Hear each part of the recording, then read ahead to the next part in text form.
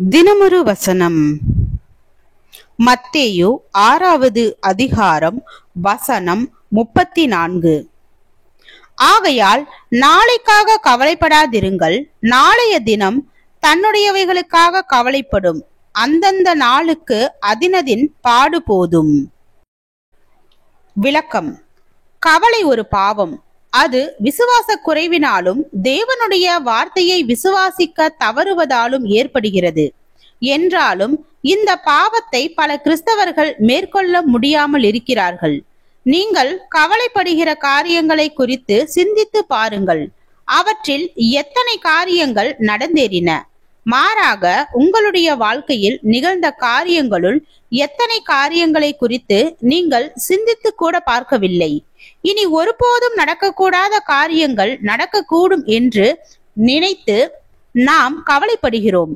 அமெரிக்க ஐக்கிய நாடுகளின் இராணுவத்தில் இருந்த ஒரு பாராசூட் வீரனை குறித்து நான் ஒரு முறை வாசித்தேன். அவர் 50 முறை பாராசூட்டில் இருந்து வெற்றிகரமாக குதித்து கடுமையான காயங்கள் இல்லாமல் தப்பினார்.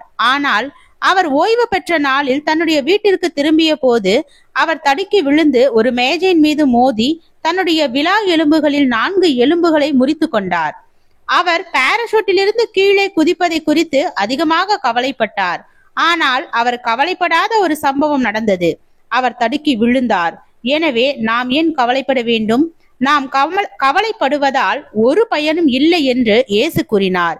ஏனெனில் கவலையினால் நம்முடைய வாழ்க்கையில் எந்த மாற்றத்தையும் ஏற்படுத்த முடியாது. நம்முடைய பரலோக பிதா நம்முடைய அனைத்து சூழ்நிலைகளையும் அறிந்திருக்கிறார் என்பதையும் அவர் நம்மை கவனித்துக் கொண்டிருக்கிறார் என்பதையும் நாம் நினைவில் கொள்ள வேண்டும். நம்முடைய எதிர்காலம் எப்படிப்பட்டதாய் இருந்தாலும் அவர் நம்முடைய தேவைகளை சந்திக்கிறார் என்ற நிச்சயத்தை நாம் பெற வேண்டும். எனவே நாம் ஞானம் உள்ளவர்களாக கர்த்தரை நம்புவது மேலானது. அவர் நம்முடைய தேவைகளை சந்திக்கிறார் என்ற நிச்சயத்தையும் நாம் பெற்றுக்கொள்ள வேண்டும். கவலை எந்த பிரச்சனையையும் தீர்ப்பதில்லை என்பதை நினைவில் கொள்ளுங்கள். எனவே கவலைப்படாதீர்கள். ஜெபம். தேவனுக்கு ஸ்தோத்திரம்.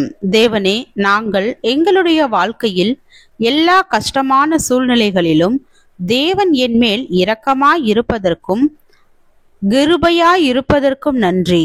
ஆமேன்.